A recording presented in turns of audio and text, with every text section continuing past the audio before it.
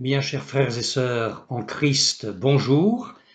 Après avoir étudié ce que la parole de Dieu nous dit des 24 anciens se tenant devant le trône de Dieu pour l'adorer, nous en venons aujourd'hui à l'étude des 4 êtres vivants. Et nous allons lire quelques versets dans le livre de l'Apocalypse, au chapitre 4. Nous ferons la lecture des versets 6 à 8. Au milieu du trône et autour du trône, il y avait 4 êtres vivants remplis d'yeux devant et derrière. Le premier être vivant est semblable à un lion. Le second être vivant est semblable à un veau ou un jeune taureau selon les traductions. Le troisième être vivant a la face d'un homme et le quatrième être vivant est semblable à un aigle qui vole. Les 4 êtres vivants ont chacun 6 ailes et ils sont remplis d'yeux tout autour et au-dedans. Ils ne cessent de dire jour et nuit, Saint, Saint, Saint est le Seigneur, Dieu, le Tout-Puissant, qui était, qui est et qui vient. Alors, je ne vous cacherai pas que l'étude de ce passage de l'Écriture est extrêmement difficile.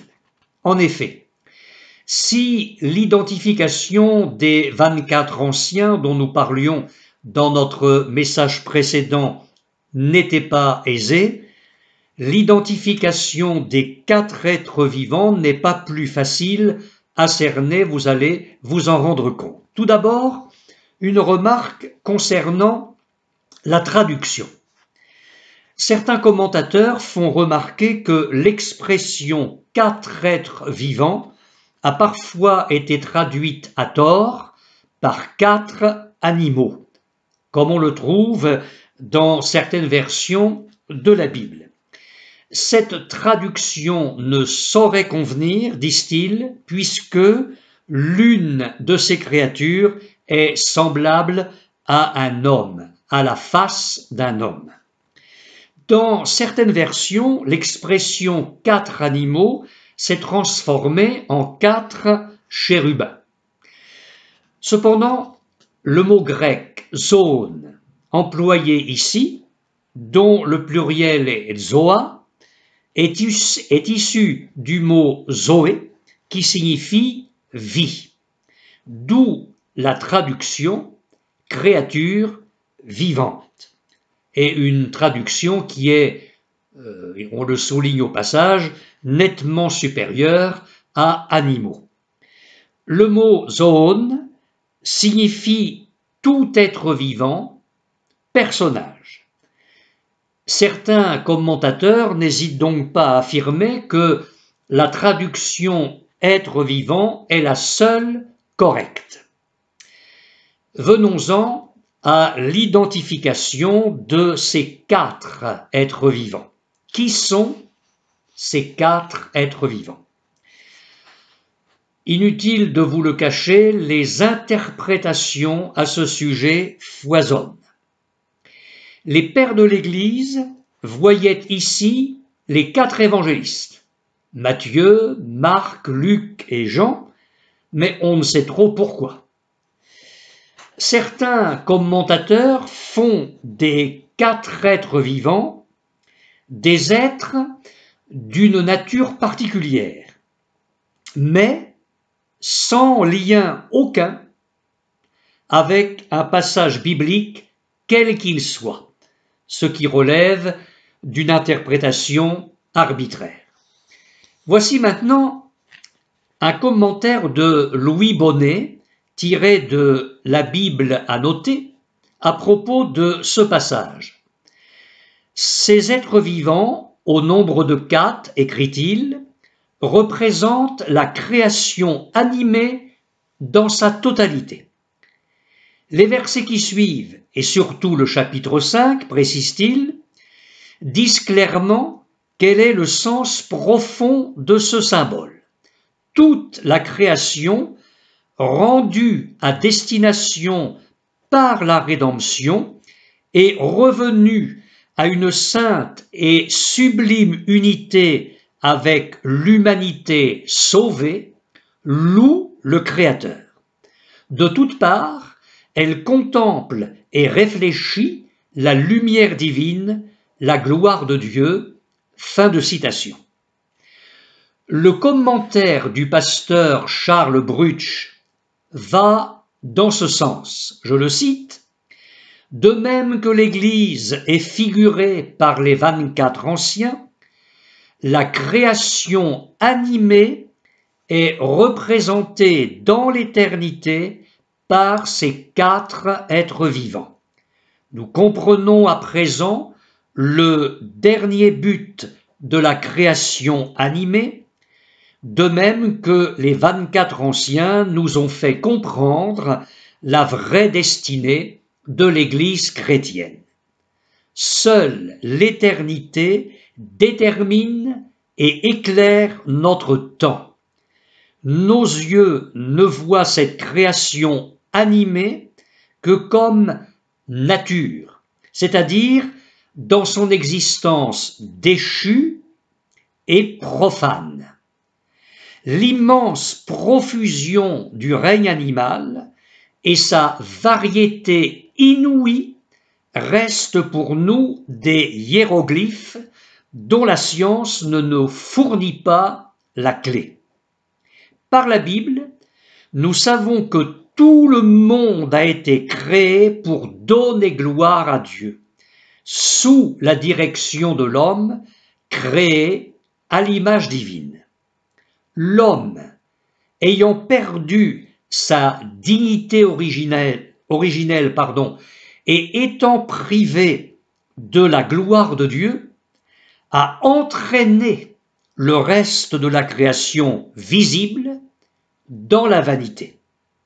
Mais par la Bible, nous savons également qu'au rétablissement de toutes choses, Dieu rendra sa dignité à la création tout entière. Fin de citation. Selon cette interprétation-là, les 4 êtres vivants prosternés devant le trône seraient le symbole de l'adoration universelle des créatures pour celui qui est assis sur le trône. Mais certains affirment, sans aucun doute possible, que les 4 êtres vivants représentent l'Église.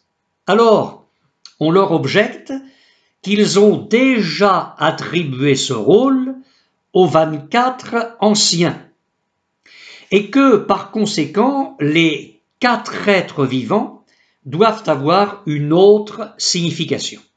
Et voici ce que l'un de ses commentateurs écrit à ce sujet, je le cite. « Nous ne pensons pas qu'une telle objection puisse être considérée comme décisive. Ne lit-on pas dans l'évangile de Jean que Jésus a dit « Il y a plusieurs demeures dans la maison de mon Père » Jean chapitre 14, verset 12. Évidemment, Jésus ne parle pas de maison au sens matériel du terme, mais il veut nous faire entendre que tous les rachetés n'auront pas la même position. La manière dont nous aurons laissé l'Esprit de Dieu travailler en nous et par nous va déterminer notre place. L'enfant de Dieu recevra dans le ciel des responsabilités en proportion de la fidélité dont il aura fait preuve à l'égard des choses qui lui auront été confiées ici-bas. Il existe un rapport certain entre ce que nous aurons été et ce que nous serons. Il n'y a aucune difficulté réelle à admettre que les anciens, comme les êtres vivants, représentent tous l'Église. Mais l'Église considérée avec la variété de formes qu'elle revêtira donc dans la gloire. On doit remarquer que les 4 êtres vivants sont constamment associés aux anciens. Rien ne paraît les séparer dans l'adoration et dans la louange, et si les êtres vivants représentaient symboliquement, comme certains l'ont soutenu, la création animale, il serait assez surprenant de les voir tenir chacun une coupe d'or remplie des prières des saints, ainsi que nous le lisons au chapitre 5 de l'Apocalypse, verset 8. Tout nous paraît confirmer leur origine commune avec les anciens. Fin de citation. Alors vous voyez, les interprétations sont multiples. Au risque de vous décevoir, j'aurai la prudence d'aborder ce texte avec humilité, me bornant à en tirer quelques-unes des richesses spirituelles qu'il me semble contenir pour notre propre vie spirituelle ici-bas. Et tout d'abord, je vous invite à considérer avec moi la fonction représentative de ces 4 êtres vivants, parce que, effectivement, ils représentent quelque chose. Comme je l'ai souligné dans mon précédent message à propos des 24 anciens, il est probable que ces 4 êtres vivants exercent également des fonctions représentatives. Et à ce propos, une comparaison avec le chapitre 2 du livre des Nombres est intéressante. En effet, bien qu'ayant chacun sa propre bannière, les 12 tribus d'Israël campaient au désert sous 4 bannières représentatives. Alors, une parenthèse, je ne dis pas que les 4 êtres vivants représentent Israël, ce serait une absurdité. Je fais simplement une comparaison concernant l'aspect représentatif. Le premier être vivant est semblable à un lion. Or, nous lisons dans le livre des Nombres au chapitre 2, verset 3, que l'ordre des campements d'Israël était le suivant. À l'Orient, le camp de Juda, avec sa bannière, nous dit l'Écriture, et avec ses corps d'armée. La bannière de Juda portait l'emblème d'un lion. Selon ce qui est écrit dans Genèse 49, verset 9, Juda est un jeune lion. Le second être vivant est semblable à un jeune taureau. Nombre, chapitre 2, verset 18. À l'Occident, le camp d'Éphraïm avec sa bannière et avec ses corps d'armée. La bannière d'Éphraïm portait l'emblème d'un taureau, selon le livre du Deutéronome au chapitre 33, verset 17, où Moïse déclare à propos de Joseph, de son taureau premier-né, il a la majesté. Le troisième être vivant a la face d'un homme. Or, je lis dans Nombres chapitre 2 verset 10, au midi, le camp de Ruben, avec sa bannière et avec ses corps d'armée. La bannière de Ruben portait l'emblème d'un homme, selon ce que dit la Genèse au chapitre 49, verset 3, texte dans lequel Jacob déclare « Ruben, toi mon premier-né, ma force et les prémices de ma vigueur. Le quatrième être vivant est semblable à un aigle qui vole. Le livre des Nombres, au chapitre 2, verset 25, nous dit « Au nord, le camp de Dan, avec sa bannière et avec ses corps d'armée. » Il est écrit en Genèse, chapitre 49, verset 17, « Dan sera un serpent sur le chemin, une vipère sur le sentier. » Mais, selon certaines sources, les Danites ont remplacé le serpent qui figurait à l'origine sur leur bannière par l'aigle, suite à leur expédition soudaine et victorieuse contre Laïs. Et je vous invite à lire cela dans le livre des Juges, au chapitre 18, les versets 7 et 27.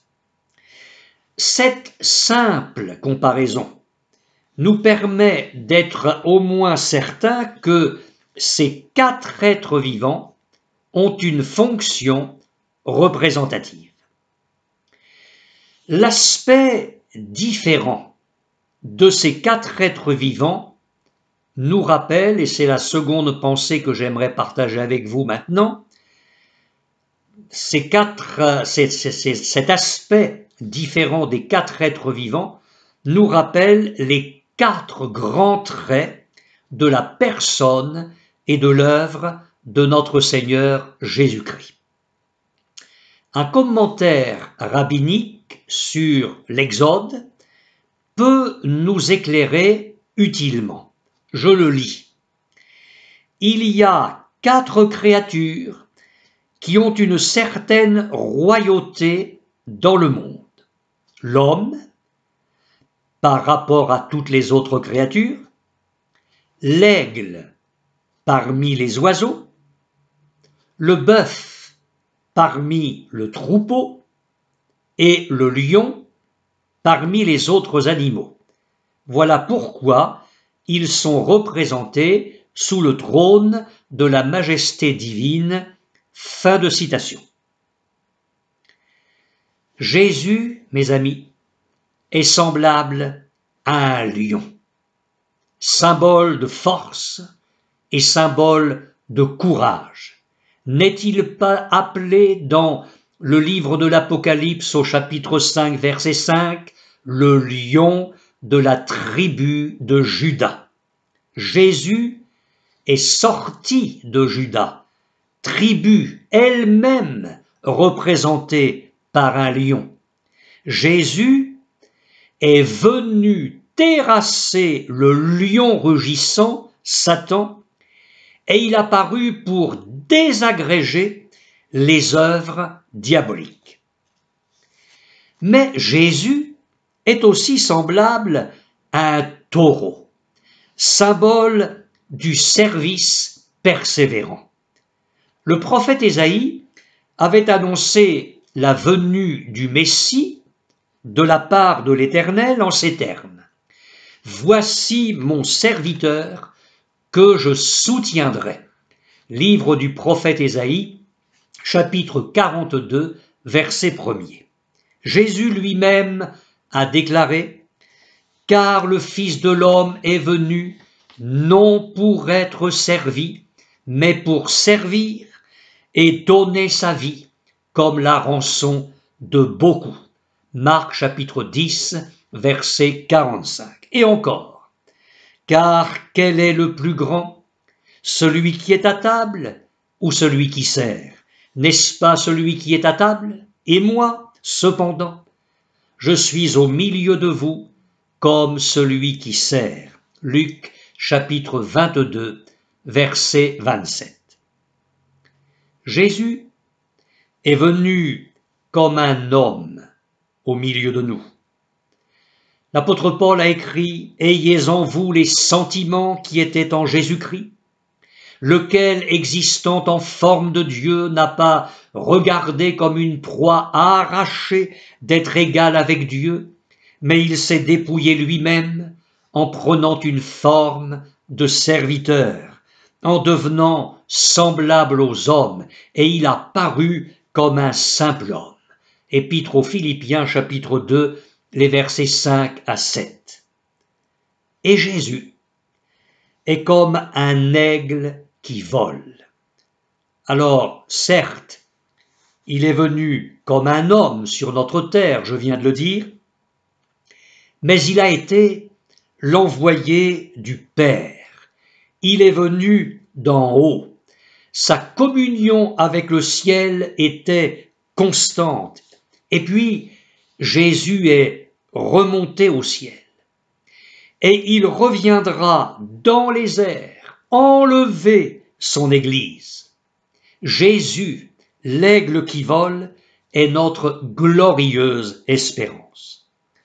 Vous remarquez donc que Jésus, notre bien-aimé Seigneur et Sauveur, est celui dans lequel sont cachées toutes les perfections divines.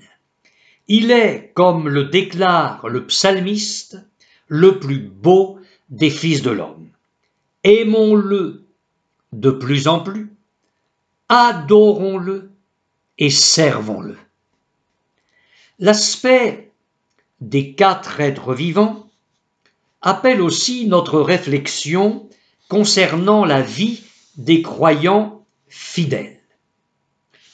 Tous ont été des héros de Dieu au fil des siècles. Et ils sont, pour nous qui vivons aujourd'hui, des exemples. Dans l'histoire de l'Église, certains chrétiens ont été de véritables lions. Au milieu de circonstances défavorables, ils ont déployé un indomptable courage allant jusqu'à donner leur vie. D'autres ont été semblables à un jeune taureau. Ils ont rempli leur service, quelles que soient les épreuves, les souffrances, l'opposition, avec constance, persévérance, sans se laisser abattre. Malgré les innombrables difficultés, ils ont tracé les sillons dans le champ de Dieu. D'autres encore ont manifesté l'intelligence de l'homme selon le cœur de Dieu. Ils ont su se diriger eux-mêmes et diriger les autres selon la sagesse d'en haut. Ils ont eu leur face comme celle du Fils de l'homme. D'autres, enfin, ont été semblables à l'aigle qui vole par leur confiance en Dieu, par leur foi inébranlable, selon ce que Dieu déclare par la bouche du prophète Ésaïe, « Mais ceux qui se confient en l'Éternel renouvellent leur force, ils prennent le vol comme les aigles. » Ésaïe chapitre 40, verset 31. Ils ont alors été remarquables par la promptitude et le zèle déployés pour la cause de Dieu. Eh bien, soyons les imitateurs de tels croyants et rappelons constamment à notre cœur les exhortations de l'Écriture. Comme cette nuée de fidèles, remportons la victoire sur le diable, soyons de véritables lions, nous aussi, animés d'un courage invincible, n'aimant pas notre vie jusqu'à craindre la mort, comme le dit Apocalypse, chapitre 12, verset 11. Comme eux, soyons de jeunes taureaux. Servons le Seigneur, Romains chapitre 12, verset 12. Soyons fermes, inébranlables, travaillant de mieux en mieux à l'œuvre du Seigneur. 1 Corinthiens chapitre 15, verset 58.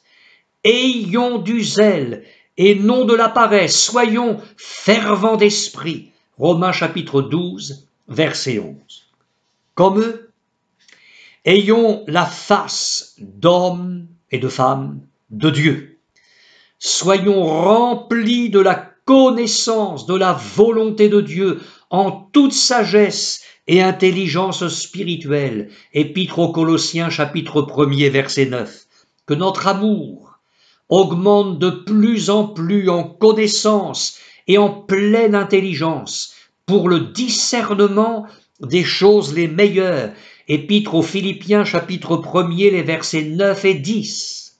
Comme eux, soyons semblables à l'aigle qui vole, que notre foi fasse de grands progrès. Détachons-nous des choses terrestres, envolons-nous vers les choses d'en haut. Cherchons les choses d'en haut, affectionnons-nous aux choses d'en haut. Colossiens chapitre 3, les versets 1 et 2. Ces 4 êtres vivants du livre de l'Apocalypse ont chacun 6 ailes. Verset 8. Ce sont donc des êtres qui ne donnent aucune impression de pesanteur. Ils apparaissent libres de toute loi de gravité et ainsi ils sont aptes au service de Dieu. Mes amis, n'est-ce pas parce que notre cœur est encore attiré trop souvent par la terre que nous défaillons dans notre consécration et dans notre service pour Dieu? Judas n'a-t-il pas trahi son maître par amour de l'argent? Et sans aller jusque-là, Démas n'a-t-il pas abandonné l'apôtre Paul par amour pour le siècle présent? Souvenez-vous, Jésus nous met en garde en parlant de celui qui a reçu la semence parmi les épines. Et c'est celui, dit Jésus, qui entend la parole, mais en qui les soucis du siècle et la séduction des richesses étouffent cette parole et la rendent infructueuse. Matthieu chapitre 13, verset 22. Et Jésus dit aussi, « Quiconque met la main à la charrue et regarde en arrière n'est pas propre au royaume de Dieu. » Luc chapitre 9, verset 62. Lorsque le prophète Ésaïe a eu la vision du Seigneur, assis sur un trône très élevé, des séraphins se tenaient au-dessus du Seigneur. Eux aussi, comme les 4 êtres vivants d'Apocalypse 4, eux aussi avaient chacun 6 ailes. La parole de Dieu précise ceci: 2 dont ils se couvraient la face, 2 dont ils se couvraient les pieds, et 2 dont ils se servaient pour voler. Ésaïe chapitre 6, verset 2. Eh bien, je pense qu'il en est ainsi des 4 êtres vivants de l'Apocalypse, ce qui signifie qu'ils avaient 4 ailes pour l'adoration et 2 pour le service. Que de déséquilibre parfois dans notre vie. La chair, vous le constatez, est moins gênée par l'activité, pour ne pas dire l'activisme, que par l'adoration. Le service pour Dieu, sans une communion véritable avec Dieu, n'impressionne nullement notre ennemi. C'est l'adoration qui donne toute la force au service, au travail pour Dieu et à notre marche quotidienne. Combien de temps passons-nous pour le service et combien pour l'adoration? Une remarque encore à propos de la description donnée par l'apôtre Jean concernant les 4 êtres vivants. Ils étaient, verset 6, remplis d'yeux devant et derrière. Derrière, le passé leur a révélé ses secrets. Devant, ils sont capables de percer les secrets de l'avenir. Cela ne nous rappelle-t-il pas une promesse de Jésus concernant la personne et le ministère du Saint-Esprit à notre égard? Jésus a dit: « Le Consolateur, l'Esprit Saint que le Père enverra en mon nom, vous rappellera tout ce que je vous ai dit. » Jean chapitre 14, verset 26. Ça, ce sont les yeux derrière. Mais Jésus a dit également: « Il vous annoncera les choses à venir. » Jean chapitre 16, verset 13. Ce sont les yeux devant. Au verset 8 du chapitre 4 de l'Apocalypse, il est dit que les 4 êtres vivants sont remplis d'yeux tout autour et au-dedans. L'homme naturel est frappé de cécité, nous le savons très bien. Il est sans connaissance de Dieu. On pourrait citer ici un certain nombre de textes des écrits apostoliques. Devant le trône de Dieu, par contre, les êtres ne sont ni aveugles ni insensés. Ils sont pénétrés et remplis de la vision parfaite de Dieu. Cherchons, mes frères et sœurs, à leur ressembler. Désirons être enrichis d'une pleine intelligence par notre intimité avec Christ. Il est le mystère de Dieu, dit Paul, mystère dans lequel sont cachés tous les trésors de la sagesse et de la science. Épître aux Colossiens, chapitre 2, les versets 2 et 3. Des yeux tout autour, nous connaîtrons ce qui nous est extérieur. Des yeux au-dedans, nous n'ignorerons rien de ce qui est en nous. Je le répète, l'homme naturel est incapable de parvenir à cette connaissance-là. Il faut toute la lumière du Saint-Esprit. Et je vais terminer par une scène glorieuse. C'est la louange des 4 êtres vivants. Les 24 anciens s'y associent et se prosternent devant Dieu et ils l'adorent. Vous retrouverez cela dans la fin du chapitre 4 de l'Apocalypse. Et cette scène décrite dans ce chapitre nous dépasse. Tout y est grandiose, éblouissant, infini. Même si nous avons bien du mal, comme nous le disions au début de ce message, à identifier ces 4 êtres vivants dont l'apôtre Jean a eu la révélation, ce qui est évident pour nous, c'est de contempler l'extraordinaire concert de louanges au Créateur. Le moment est venu, là, pour Dieu, de juger ceux qui détruisent la terre à force de la polluer. Et vous lirez cela dans l'Apocalypse au chapitre 11, verset 18. Mais le moment est venu également pour les créatures célestes d'adorer celui qui va restaurer la terre. Cette scène qui termine le chapitre 4 est donc pleine de contrastes. D'une part, la colère de Dieu exprimée par les coups de tonnerre dont nous parlions la fois dernière, et d'autre part, la louange dont parle la fin de ce chapitre. Ce contraste, mes amis, devrait être visible déjà sur la terre.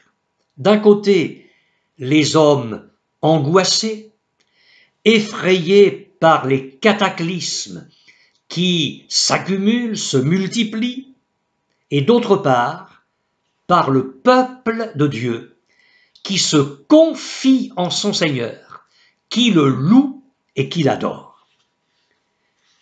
Les jours qui viennent vont être de plus en plus terribles. Mais le Seigneur a le pouvoir de communiquer aux siens la force de tenir debout jusqu'au retour de Jésus-Christ. Amen.